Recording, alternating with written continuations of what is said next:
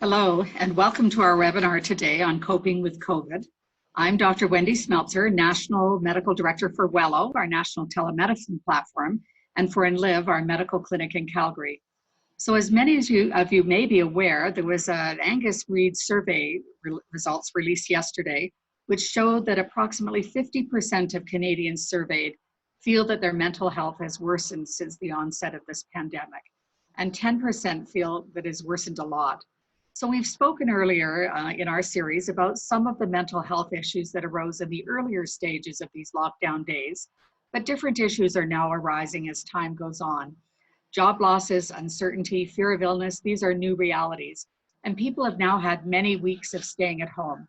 Some report feeling isolated, lonely, anxious, and others who are also at home are confined with family members or others, sometimes in small spaces for weeks on end, and now may report feeling sort of a lack of personal space and lack of connection with others because their usual routines, going to work, connection with others through usual activities and social engagements are gone. And we're also seeing children feel some of those same things as they're not attending school and having their usual activities. So these are all affecting our emotional and psychological well-being. So I'm pleased to welcome back today our psychologist, Karin Klassen. Karin is a registered psychologist who works with us and specializes in stress and behavior management. She's here to share more of her knowledge with us on how to deal with these evolving mental health challenges of these COVID times. So I'm going to ask all of you just, if you want to submit questions to Karin, we'll have lots of time at the end of her presentation for questions. Please submit them through the chat icon of the webinar and not the Q&A icon. And we'll try to get to all of those questions as we go on. So over to you, Karin.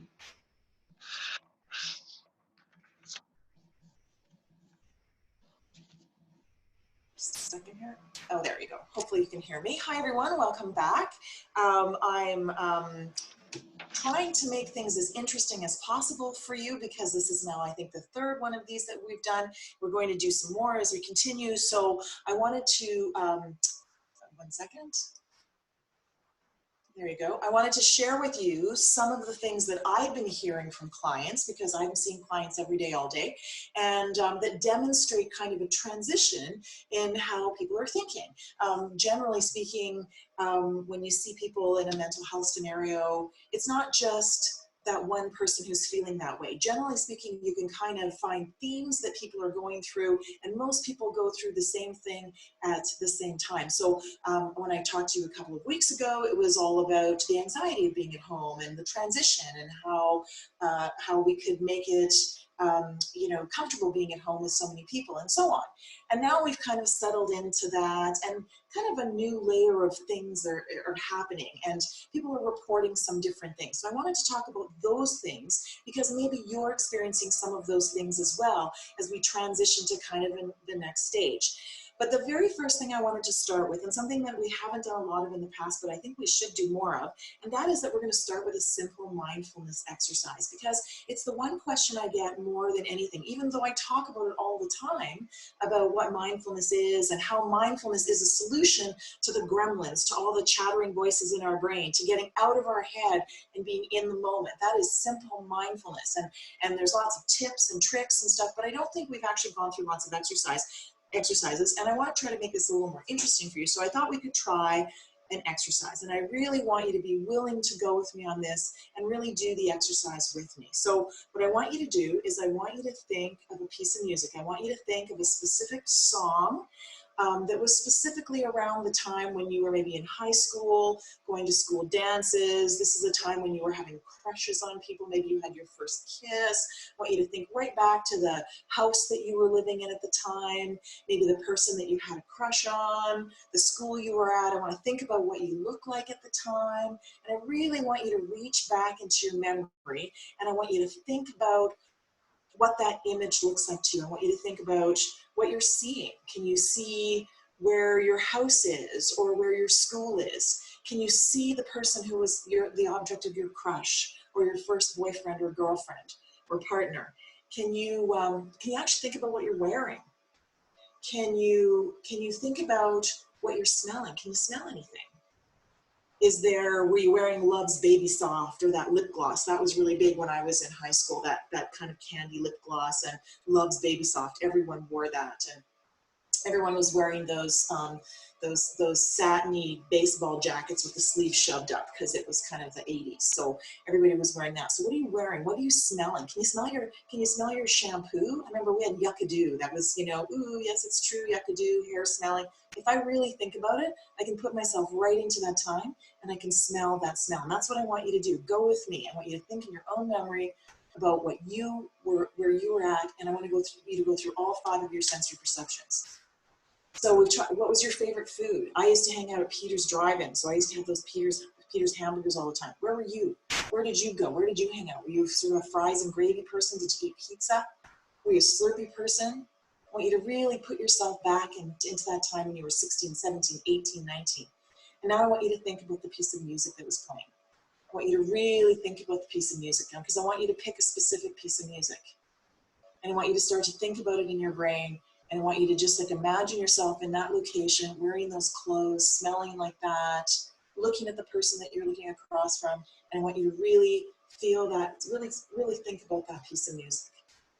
And if I think about mine really hard, I know I'm with Kevin N. In his 1969 Camaro that was held together with Bondo. It smelled like that turtle wax. And I can remember that first kiss. I can remember it like it was yesterday, and I can feel it in my body, and I can feel myself go, ah. And the song was Rod Stewart, Tonight's the Night. And every time I hear that song, Rod Stewart's Tonight the Night, if I really pay attention, if I'm mindfully paying attention to that song, and I'm using all 5 of my sensory perceptions, because that's how my memory stores things, with my senses, I can flesh out that memory like it was yesterday.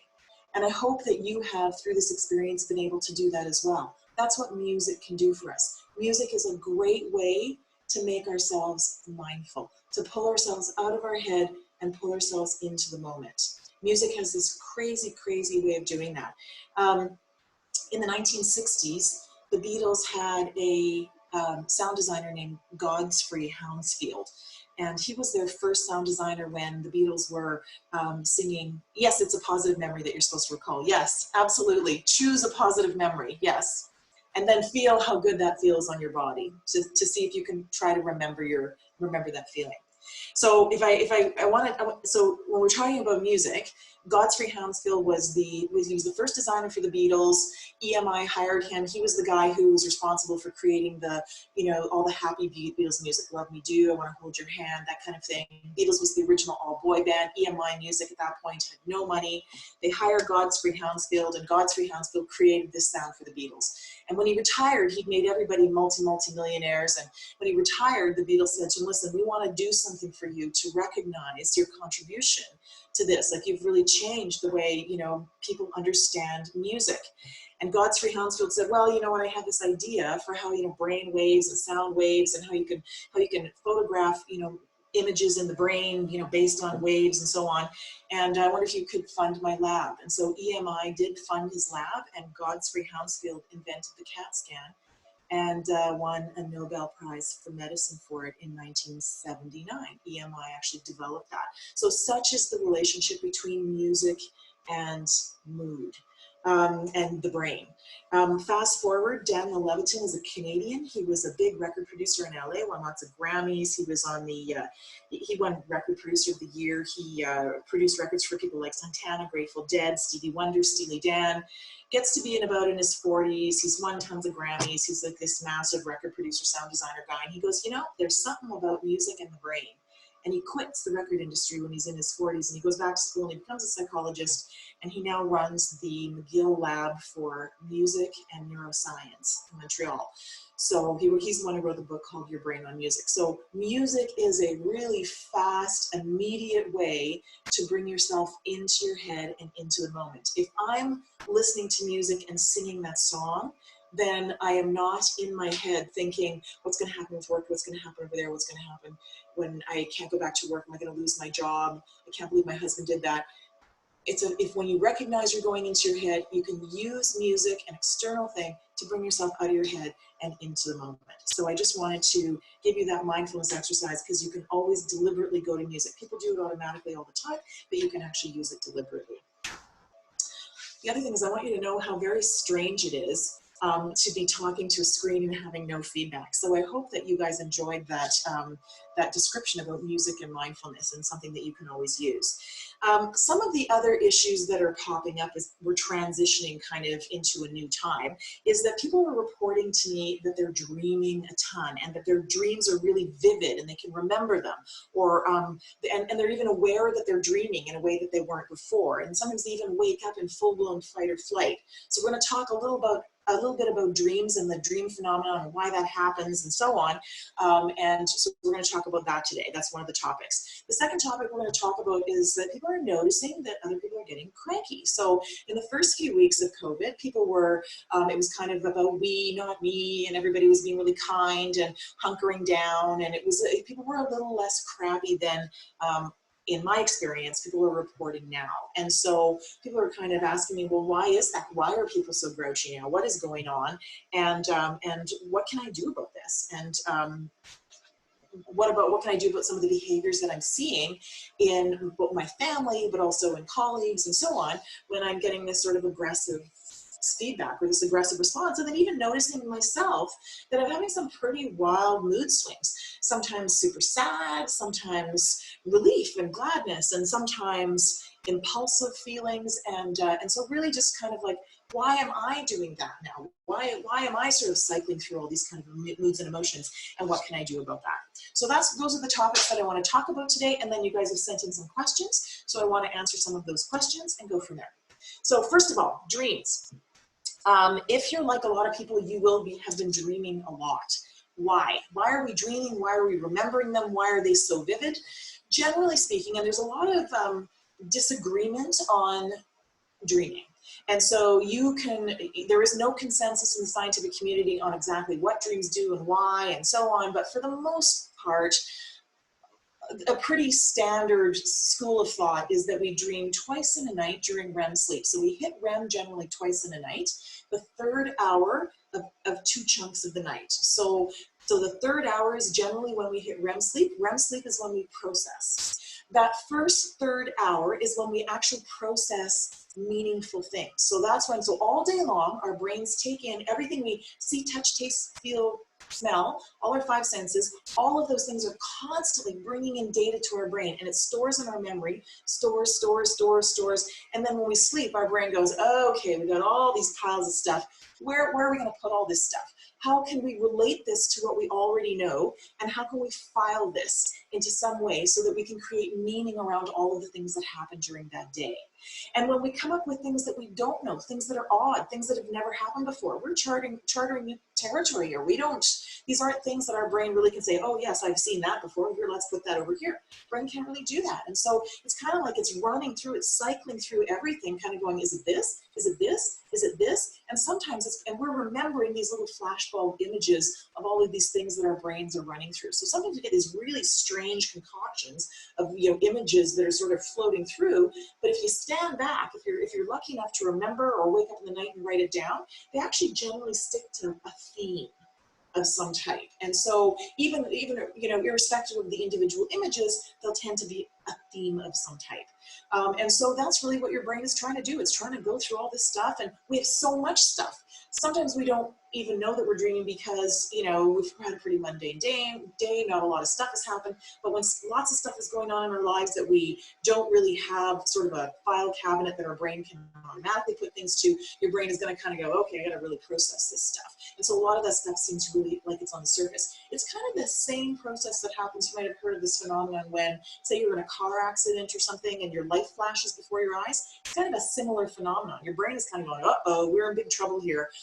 Let me whip through everything that has ever happened to us before to see where we can file this so that we know how to process this and we know what to do next. And so that's kind of what our brains are doing in that first third hour of sleep. It's processing for meaning. In the second, third hour of sleep, we tend to have a lot of junk happening. And this is where it's thought that our brain is getting rid of all the stuff that we don't need during the night. So, to continue on. So that's where pigs are flying and things seem really super random and they don't really seem to be making any sense. So generally speaking, we have those two parts of dreaming that's important. The REM sleep is very important to process. In fact, it's torture when they don't allow people to hit that third hour of REM sleep, which is why sometimes you get postpartum with moms because they never hit that third hour because they're getting woken up too much. But generally speaking, you want 2 chunks of 3 hours. And so in that third hour, you're likely to dream. You don't remember dreams when your brain is kind of going, yeah, no biggie, I got this. And we might dream more now than at other times because we're really processing things that are completely new. Our brain doesn't really know where to put them. It can put them in a whole bunch of different places. And so sometimes they're a little more vivid. We wake up in fight or flight sometimes when we're dreaming. So wake up in the middle of the 3 o'clock in the morning and we might feel like this tremendous anxiety and kind of go, like, oh, I just woke up. Why am I in fight or flight? I can feel my heart pounding. Why am I doing this? It's because your brain was just processing something and our body follows where our brain goes. So even in sleep, if we're dreaming something about something that's putting us into a fight or flight scenario, we're going to wake up and our body's going to be in fight or flight. And this is not something to panic about. We want to really reframe this and go, thank you, brain. Thank you for processing. I realize you were just working on my behalf. You were just working for me, so thank you. So you know what? I realize you were processing some pretty big stuff here because I'm like, my heart's palpitating and everything else. I'm just going to deep breathe. I'm going to trust, brain, that you process stuff. I'm going to deep breathe. I'm going to get up, walk around, have a cold glass of water, whatever I need to do to let that go and then go back to bed. But really, you want your brain to process, so dreaming is a good thing. Can you control your dreams? Some people can, and they're doing a lot more with lucid dreaming. So lucid dreaming is when you're kind of dreaming, and you're half dreaming and you're half awake, and you actually know that you're awake, or you know that you're dreaming. You're kind of 1 foot awake and 1 foot in dreaming. And there are new therapeutic processes that are developing. They're not empirically tested, so I don't want to give you a whole lot of information about them, but there is evidence that you can control how you dream. And if you end up dreaming the same things every night, you can actually contribute. You want to actually, so the theory goes, you actually want to imagine as you're going off to sleep that when I dream this thing, this is what's going to happen. Or you can actually direct your dream. If I want to dream about when my kids were little, I might go to bed thinking about when my kids were little. I might go to bed thinking about it. I might use all my 5 sensory perceptions. Oh, I remember that birthday party they had. I remember the heebie-jeebies were playing, a little band. I remember the birthday cake I made.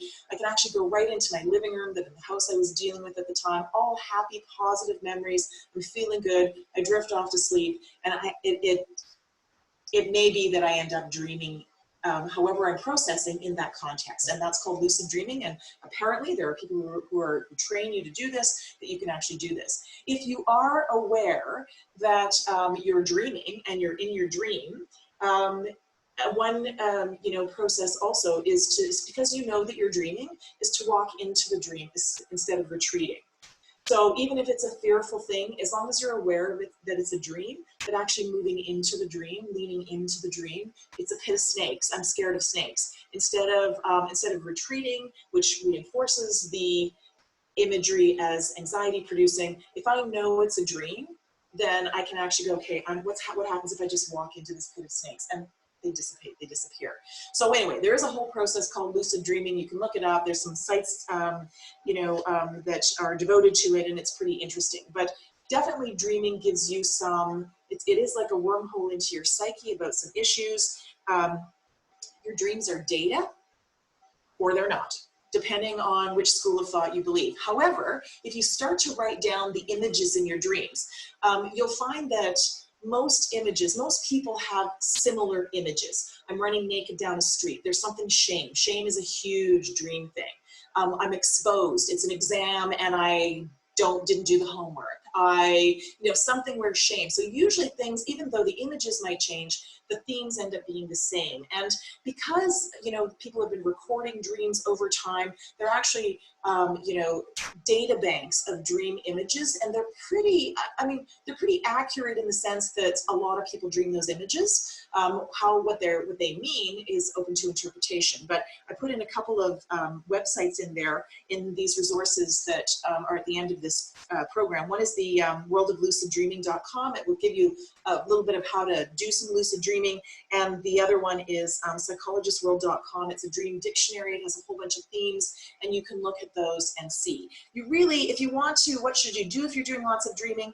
You want to reframe it always to a positive thing. Dreaming is good. So you want to, dreaming is good because it helps you process.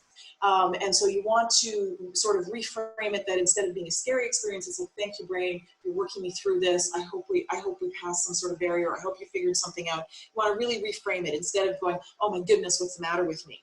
Record your dream images as much as possible, and then release them. Just imagine that you're sticking them on an ice floe and off they go, or they're a cloud in the sky, and they don't have to mean something.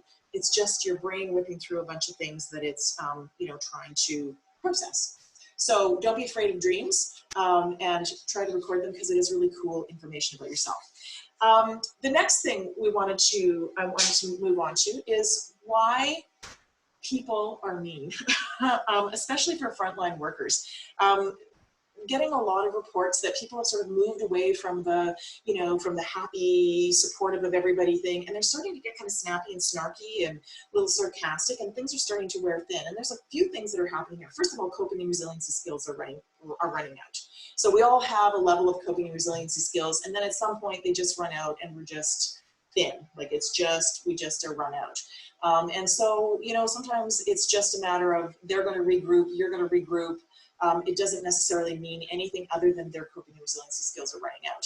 Sometimes people may be trying to assert structure in a way so that they can maintain control or get control. We're in a situation where we have no control over what's going on. We don't like to have no control. We're part of society. Human beings are like a herd, and we like to create rules so that we have some control. And when we have no control, there can be an impulse to assert control, to create some sort of rules, whether that's hierarchy, whether it's, we just want to solve the problem so that we have some relief.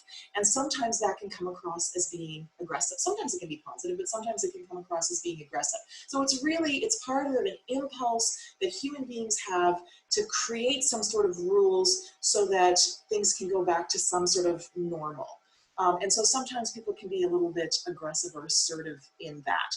I'm going to tell you something that's kind of interesting that some of my clients are reporting to me is that there's like a lot of marriage proposals and like big things that people are saying. It's just kind of like, okay, we've been dating for a few years. Let's just get on with it. Let's just get on with it. Let's just get it done. Let's just get married. Or let's just move in. Or let's just move out. Or there's a lot of impulse to kind of make big decisions, again, to try to, I think, kind of assert some sort of relief.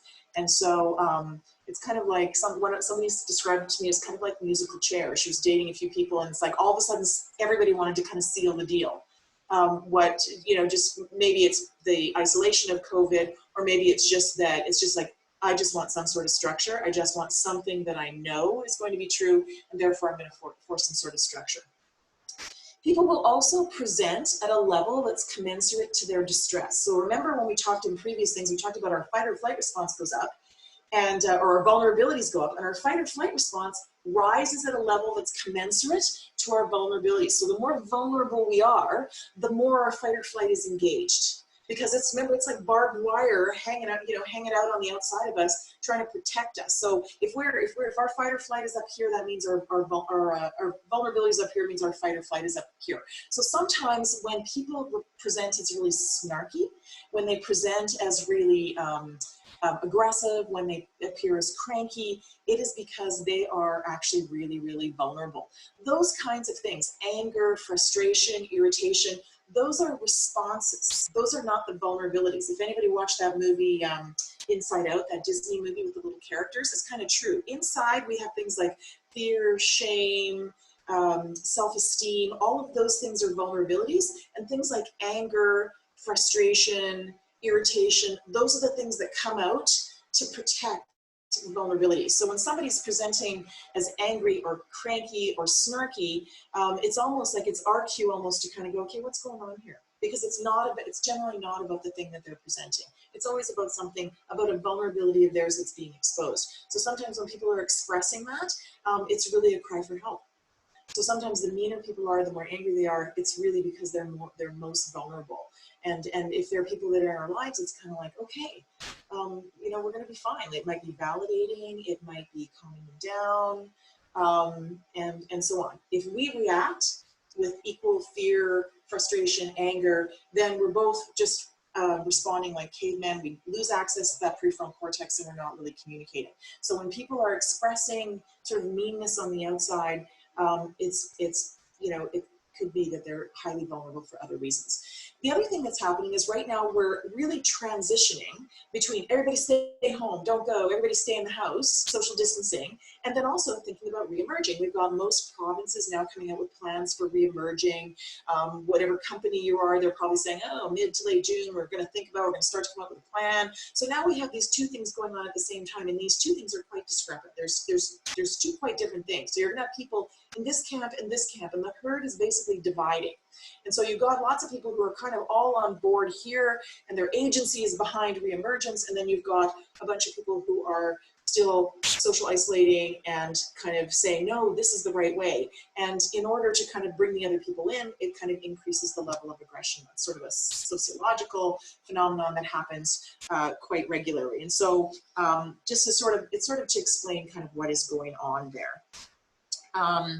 Let's see here. Your slides are not matching mine here. Okay. Okay, so what can you do? So what can you do when people are, go back a slide, please. Thank you, whoever's doing the slides, Sean. And so what can you do? You can try to work to differentiate between compassion and empathy. We're one slide ahead there, Sean, if you want to move back one slide. We can work to differentiate between compassion and empathy. So compassion is understanding that this person is this is happening to this other person, and I'm seeing this happen to this other person, but I'm actually, empathy would be as if I'm wearing that anxiety that the other person is demonstrating. And the difference is that empathy, if we're an empathetic person and we know who we are, we can only take on so much of that. And what ends up happening is if we have one person suffering, and we're so empathetic that we're now suffering too, now we have two sort of victims of suffering. And so it's really to kind of somewhat distinguish yourself a little bit at this point between, okay, wait a second, what is compassion for me? What is compassion for this person versus what is empathy? You don't have to wear somebody else's anxiety to be compassionate, to say the right things, to validate, and even to help problem solve. But once we become empathetic, then we sort of lose ourselves in their problem. For people who are working on frontline with clients and so on, you're going to be getting a lot of that, and it's going to be really to kind of understand in myself, what is where does compassion stop and empathy begin? Empathy is a good thing until it turns you into a victim as well. And sometimes we need to kind of create a boundary and going, okay, I'm going to be compassionate, but my empathy I'm not going to wear your distress as my distress. This is also a huge opportunity. We've talked about this in the past. For your own growth by using your feelings as evidence of your values. So as soon as anything comes up in you, as soon as you get a visceral response, then you know that there's a value there that's being challenged, a value that you have that is your character, that's something about you that is being challenged. It's either not being fulfilled or it's being fulfilled in a distorted way. So say, for example, it's a value to you that your relationships are a value to you. So if we're feeling anxiety, it's like, okay, what is the value here that's being challenged? Well, the value is that I'm not able to be social. And so knowing those things, first of all, tells you stuff about yourself, but it also gives you some idea of how you can commit to move forward. If that's what's coming up, if that's what your value is, always turn your negative feelings into, what is this telling me about myself? What is this reacting from? And then if I go back to that value, how do I move forward in that value in a way that supports the character that I am? And then I'm going to take commitments to take small steps in that direction. So for example, say somebody bites me on the head for something or snaps at me or something like that, and whoa, I immediately get kind of like, I immediately can feel a visceral response. Well, there's a value in there that got challenged, and the value is that I believe people should be treated in a certain way. So I could respond and snap back, but that doesn't really support my value, and it's not going to make me feel any better. If my value is that, wow, people shouldn't be treated in that way, then I'm going to go back to my value, and I'm going to go the extra mile to treat that other person in a way that supports my value. And what happens then is I feel better regardless of the fact of how they're responding to me. And because we're part of a dynamic, they're going to actually change how they respond back to me. I put in here as a resource the complete handout worksheets from the book The Happiness Trap by Russ Harris, and they're all available online. They're self-explanatory. They're worksheets for how to discover what your values are. How do you commit towards creating goals to move towards those values?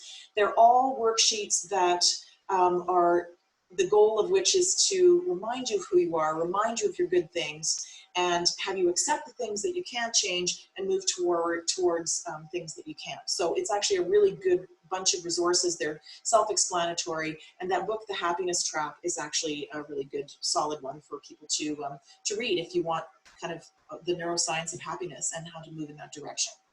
Okay, next slide. The next slide is about myself. Okay, so who am I and what have you done with me? We're going to notice that we're going to have gone through all sorts of things. Some days we're sad, some days we're full of relief, some days we're angry, some days we're crawling out of our skin, other days we're happy and fine to stay in bed. Our brain, we're going to go through a whole bunch of different things, and we want to do a couple of things here. It's again, that's part of the idea that we're processing, and that that some days our brain will go, is it this? And it will have a presentation of self that will support what our brain thinks there. And then the next day it will change because we'll have new information. Our brain is creating new neural pathways now. This isn't a path that anybody's gone down before. And so the next day we might have a different presentation of self. This is all your brain just doing natural transitional stuff. But one thing that you can always rely on is that we as human beings have a survival instinct. Every one of us comes from tens of thousands of people who've resulted in this DNA that is me and you and each and every one of you, that we're automatically survivors because we're here. So try to have some faith that this process will go along as it should. You can somebody said here, let go of the things you have no control of, and that's absolutely true. The things that you have no control over, just stand back and let them happen. We create so much of our own stress by trying to intervene, make things happen. We're spitting into the wind, pushing water uphill. Some of the things we just got to stand back, let it happen, have some faith. If it's not a religious faith, have some faith that you exist here because you are a survivor. You are a surviving member of this species, and understand that there's a history to you that brings you to this place. We will make it through this. Have some faith that there are scientists who are doing what they're supposed to do, and that people are as dedicated to finding a cure to this as you are to doing your job. In terms of survival skills, and we've gone back to this over and over again, self-care, self-care, self-care. Your body is the thing that's going to move you through stress. So as much as you can take care of this vehicle, sleeping well, eating well, drinking lots of fluids, exercising, as much as you can take care of your body, that's going to be a huge element of your success going forward. In that same vein of what I was talking about earlier, try not to make any major decisions, because your brain may not be, just with that impulse to try to kind of just have things be settled, to have there be some sort of relief from the uncertainty. There'll be an impulse to make major decisions, and you don't want to make any major decisions in the moment. This is the same thing. This is the same process that they tell people who have come through a crisis like a flood where they've lost their home, or some major crisis. The three things: self-care, don't make any major decisions in the moment because you aren't necessarily completely rational, and gather all your resources. Well, what are all my finances? What is my, what are my job options going forward? What, all of those kinds of things that give you a sort of smooth lifestyle in your own home. So you want to gather all your resources, like, okay, what does my financial health look like? What does my physical health look like? What am I doing for my, exercising care? What needs to happen around my house? All of those things. So gather your resources, self-care, and no major decisions. And the other thing is just face the right direction and keep moving. None of us know what the destination looks like. It's just, this is only about the process. And the process is just face the right direction and keep moving. Finally, there was, I just want to read you one thing. First of all, there's a resource at the bottom of the page. Openculture.com is a really good resource for all sorts of things, but they have come up with a lineup of lectures that they've done with the world's leading psychologists on how to get through COVID. And there's about 6 or 8 one-hour talks in there with really people who are experts in the field on stress and moving through and finding emotional strength and resilience. And I urge you to click on that link and listen to some of those talks. But one of the things that I found that was really, really moving to me was Elizabeth Gilbert. So she's the person who wrote Eat, Pray, Love and a bunch of other books. And she has this, she's getting through this by every time she wakes, she has this anxious response to something and she wonders what she should do. She writes a letter from love to herself. So she's writing a letter to herself, but she conceptualizes love as this non-judgmental, non-judgmental part of her that's responding back. And I'm just going to end this by reading you one letter that she wrote to herself. So she tells love her feeling. I can't sleep, I'm anxious. And then then she writes down, she's a journal, and whatever that comes into her brain through her hand is what she writes from love. And this is what she wrote. I've got you, I'm right here, I see how distressed you are, it's all right, I don't need you to feel better, it makes no difference how you feel, I'm with you and I'll be with you through this entire thing for however long it takes. I'm not going anywhere, I have nowhere better than to be sitting here loving you. I'll be there at the moment of your death, I was there at the moment of your birth, there's nothing you can do to lose me, you can't fail, you can't do anything wrong, you are infinitely, bottomlessly loved. And she says that to herself from herself, and I think that's a really strong way to end and a really strong skill to be super, super supportive. Alrighty, now I think there's questions, so I'm going to turn it back to Dr. Smeltzer.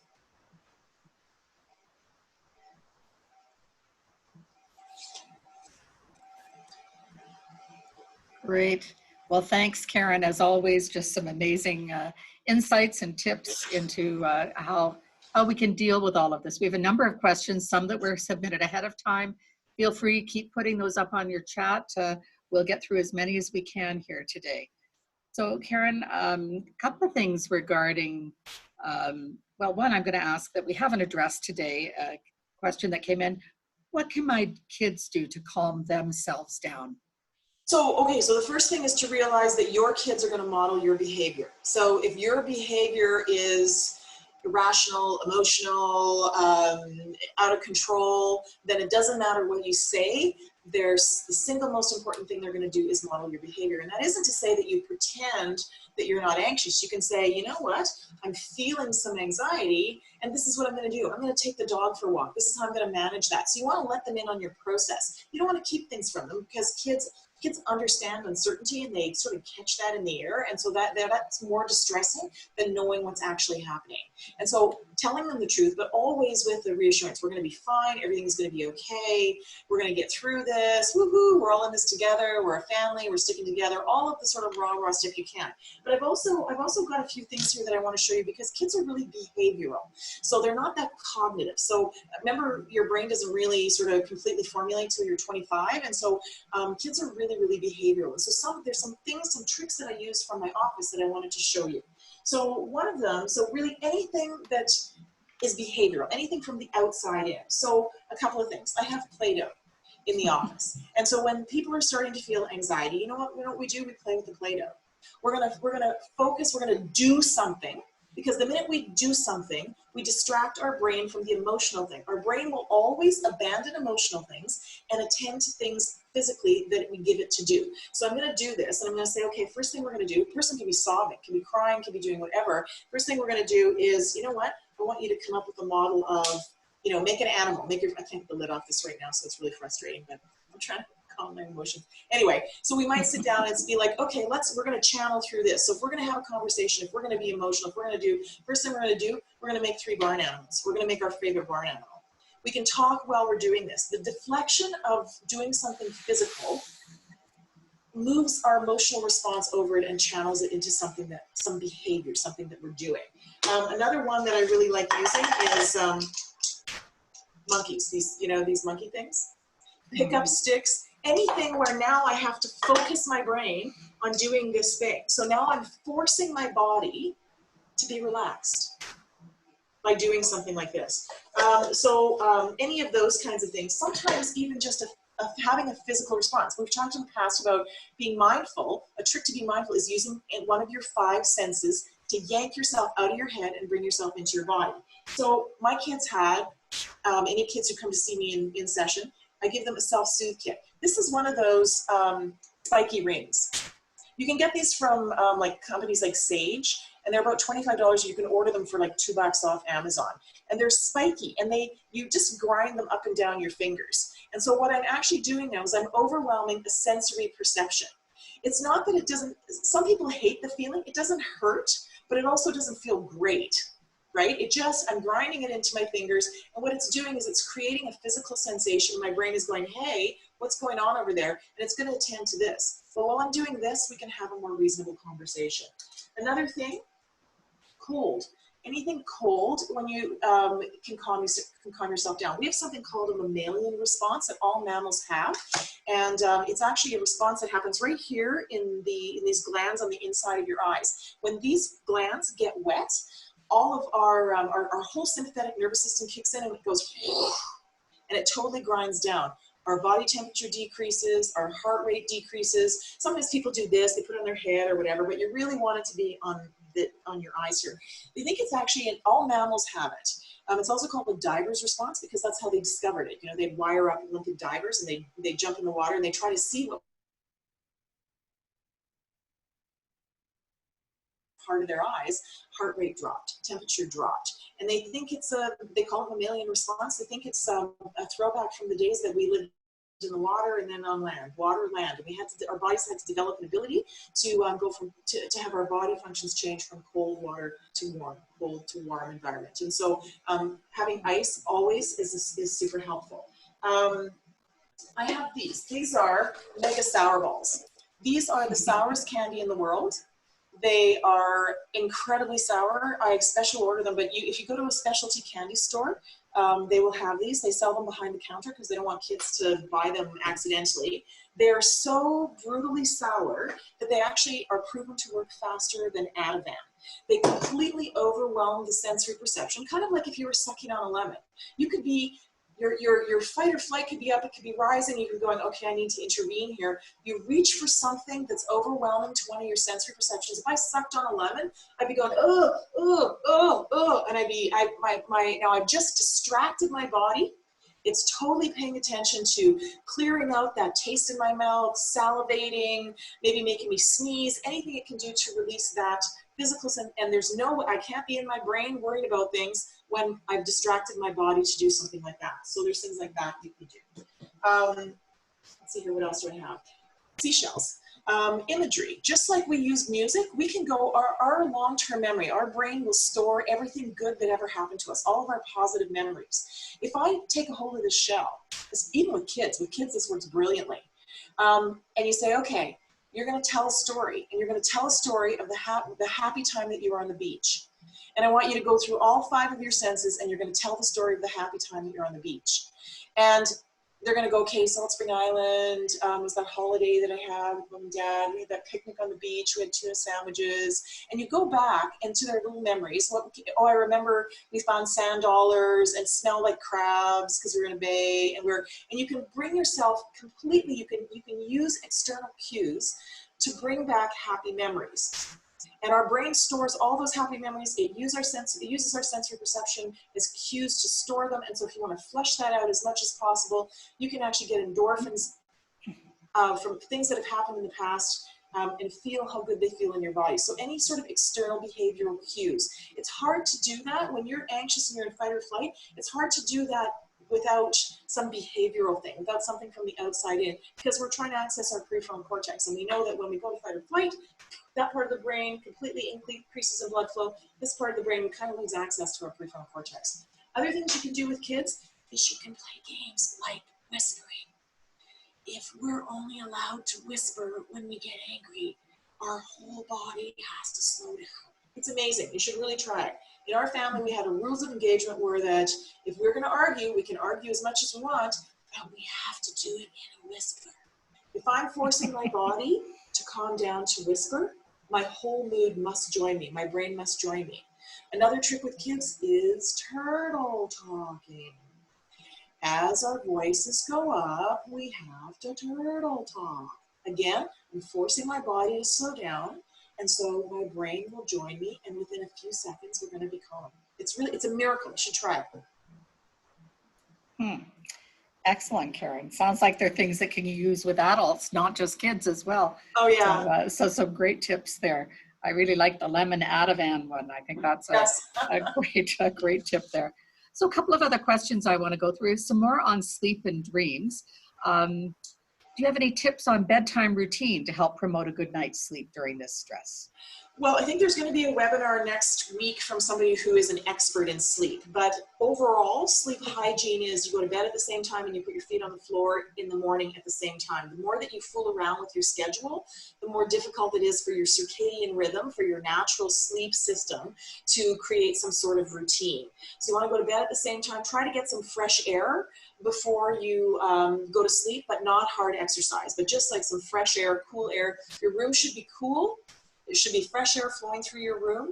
It should be pitch dark, so no lights of any kind, not even those little red lights or anything on bars. All of that should be off because your brain can tell that that little red light is on in the distance, and it thinks that it's morning, and then it floods you with a bunch of adrenaline to wake up so you can go and do some hunting gathering. It's a primitive response. So you want to make sure that your room is pitch dark.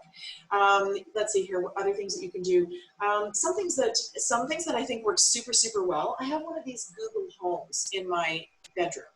And if I wake up in the middle of the night and I'm ruminating, because that's where, I'm waking up and it's like, now I'm not doing anything. My body isn't being distracted by vacuuming or me doing my taxes or running off with my kids. And when my body's doing nothing, my brain just sits there and goes, let's think, do you still have a job? What about that job? Are you going to lose the house? Geez, what about that? You haven't seen your boyfriend in 3 weeks. What is happening to him now? My brain is just going to start making up a bunch of stuff. It's trying to protect me, so it's doing its job to protect me, but it doesn't. It puts me into fight or flight. These Google Home things are brilliant. I can lie in bed and without turning my phone on, without doing anything, I can say, hey Google, play Chopin for 30 minutes and then turn off. Please do it. Please do it. Oh, there, it's playing Chopin, you can't hear it. But it will turn itself off in 30 minutes. And so somebody's Google went off. Yes. So I can use my Google Home lying in bed. I'm lying there and I can say, play Chopin for 30 minutes and turn off. Now it plays Chopin for 30 minutes. It turns off. Sorry, I'm going to try and disconnect this now because I've got to go on. I can say, play sleep music. I can say, play guided meditation for sleep. I can say anything that I want and it plays it for 30 minutes and turns it off. And I will try to focus my brain on listening to that music. If my brain starts to wander, and it will fight me, it will go, we don't want to listen to music, we want to listen to this. We want to, give you some things to worry about. I'm going to keep bringing my brain back to that music. And I might give my brain a task. Can I hear the violin in that music? I'm listening to the voice of this person doing the guided meditation so that I can get completely into the voice of that person. I wonder what they look like. I wonder what do they have? What are they? Are they sitting in a chair? I'm going to use all my sensory perceptions to imagine this person so that I can keep fighting my brain from ruminating. And eventually I'll calm down and go to sleep. So there's some things that you can do like that. Even getting up in the middle of the night. Sorry, I'm just going to unplug this. Getting up in the middle of the night and just doing a little walkabout. Do a little walkabout, get cold. Our bodies, if our body has something to do, our brain abandons emotional issues. So if I go stand on the porch for a few minutes and I'm really cold and then I go back to bed, I probably bought myself 10 minutes of no ruminating while my brain goes, oh my goodness, we're way too cold. I better warm this body up. So there's lots of things that you can do like that. There's lots of good guided meditations that you can use. You can use imagery. We just talked about music. You can, in your own brain, you can actually direct where it goes. Your brain will automatically take you to something you can worry about, but you can choose to do something else. You can choose to go, you know what, thanks, brain. I'm going to go to that beach in Mexico where I really liked it. And you could fill out the painting in your brain. I'm walking down the beach. What does the sand feel like on my feet? Is it that wet sand or is it that dry sand? Is it hot? Can I smell the copper tone? Do I have a cooler? Do I feel the sun on my, use as many sensory perceptions as you can. Yes, hot baths before you go to bed, very effective. Anything where you're moving your body temperature either hot or cold, your body will try to get it back into that zone where it's comfortable. So if you're hot, it'll try to cool you down. If you're cold, it'll try to make you warm. Another question that came in, and you alluded to it a little bit here, is about meditation. And some people do have difficulty meditating. So the question is, do you have any meditation techniques for beginners? Somebody who's not practiced at this. Yes, and you know what? Okay, I just got this virtual reality headset. Oh my goodness. Oh my goodness. You can get really inexpensive ones as well. Sometimes they're as low as $25 or $30. And what you really want to do is experience the relief of meditation. And once you've done it a couple of times and you felt that, oh my goodness, the chatter stopped, I heard nothing. I was so in my own body and in listening to that voice and in that own place that I actually feel relief. I actually turned that off. And once you've experienced it a couple of times, it's easier to do because you know what you're trying to achieve. Otherwise, you're sitting there going, well, that's not it. Well, I keep having thoughts. Well, I must not be doing it right because I keep having thoughts. Well, that's not it. I must be having thoughts. And so sometimes when you can use, sometimes headphones, not everybody's going to run out and get a virtual reality headset, but I'm telling you, this is pretty cool for actually meditating in a sense and being completely on the beach and being, having this person talk. You absolutely have no way to overcome your sensory perceptions when they're being really overwhelmed. But you don't have to get a virtual reality headset. You can use earphones. So anything where you're cutting out everything else and you're completely inwardly focused. And so when people are learning some guided meditations, it's like, okay, we're going to put earphones in. You're going to put something over top so you can't hear, like even if it's a headband or something, so that you're cutting out everything. Have people put on sunglasses, put a ball cap on. You want to hunker down because you really want them to be just so focused on that voice. You want to eliminate as much external stimulation as you possibly can so that you can only hear that voice. And then as your mind keeps wandering, it's okay, it's going to keep wandering until you have a lobotomy. Your brain is going to keep presenting you with all sorts of negative thoughts. That's what it's supposed to do. But you're just going to let them go and get back to the voice, and get back to what you're experiencing, get back to where you are. So sometimes eliminating external sensory perceptions is a way to start to train yourself. But it is a marathon. It doesn't happen overnight, and you want to start in small little bites. Yeah. Any particular apps you'd recommend, Karin, for beginners? They're Headspace, Calm. I mean, there's lots of those apps are probably the best ones. They have lots of free ones, free things, but then they also can charge quite a bit. YouTube has a ton of free ones. So, there are some, there's some really big names in mindfulness. Zabit. Oh, you know what? I'll give them to you after. I can't remember them off the top of my head, but there's some really good. But if you just YouTube mindfulness 5 minutes sleep, or you can, half an hour decrease anxiety, just Google those terms, and YouTube will come up with a whole bunch of them. There's a ton of free ones online. So lots of good resources out there. Lots of good resources, lots of free ones. I don't personally pay for them because I'm not going to pay $300 a year for stuff I can get for free, and they're just honestly just as good. When you pay for Headspace and Calm, they'll usually have a bunch that are free, but there are a bunch that also cost a lot of money, and it's a convenience thing, really. Great. So in addition to meditation, which you've talked about, a question came in that said, during the pandemic and the worry I have about many factors in the upcoming months, I've been thinking and worrying too much about the future. How can I stop thinking about the future and ground myself in the now? Okay, so it's sort of mindfulness 101 to use your senses. And I know I keep harping on that. The first step is you have to recognize, when am I off in my imagination? When am I doing that what if thinking? And when am I on the ground? When am I in the here and now? And when am I up there imagining stuff? And I said this before, we got Martin Scorsese up there making movies about a bunch of stuff that hasn't happened yet, or it's going over a bunch of stuff that's already happened. In neither of those cases can we process those. We can't process things that haven't happened yet. So they're just going to sit in an inbox in our brain and keep going and going and going. There's no resolution for that, because if you resolve the what ifs in your brain would make up new ones. That's its job. It's trying to protect you, right? Remember the caveman, the one that sat there and went, oh, the sun is shining, life is perfectly good. That one got eaten by the saber-toothed tiger. And the brain that went, yes, somebody's saying Insight Timer. That's also a really good app, Insight Timer. And the brain that kind of goes, oh my gosh, we're happy, everything's fine, but this could happen, this could happen, this could happen. That's the brain that survives. And so that's the caveman that, lives to see another day. So that's what our brains are going to do naturally. So as soon as you recognize that your brains are going up there and that you're starting to get into the what if and you're starting to worry, you pull yourself, ask yourself, is my head where my feet are? And is my head where my feet are? Is it true, or do I feel that way? Feelings are not facts. Thoughts are not facts. The only things that are facts are things that are happening right now. So, oh my God, what if I lose my job? Is that a fact? Is that what's happening right now?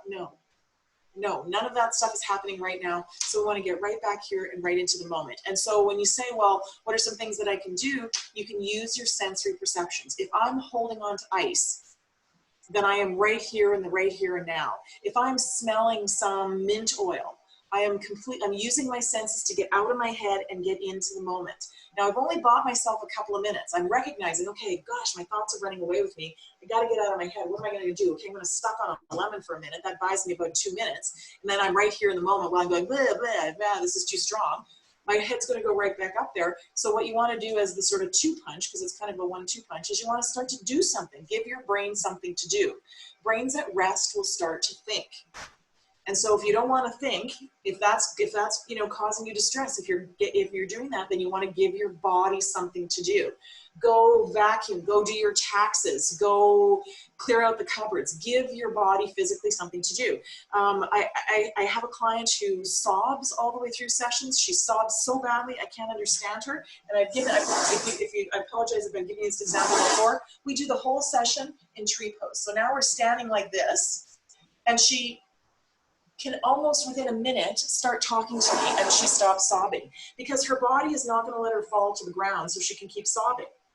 It's the same mechanism, the hypothalamus, that keeps her standing upright, which is the same thing that's giving her that emotional response. So if she's sobbing to me and going, and I can't understand a word she's saying, the first thing we do is we give our body something to do. Okay, let's juggle this pair of socks. Let's stand on one foot. Well, her brain is kind of going, oh, okay, we got to do something now. She's given my body something to do. Now that I've deflected a bunch of that energy over to doing this thing, my emotional response decreases. Great advice. They're tricks. Great tips, absolutely. There's a question here that came in earlier, and I think I'll take this one, Karin. It says, if your loved one's mental health is severe, is it okay to bring them to a hospital during the pandemic? And the answer is absolutely yes.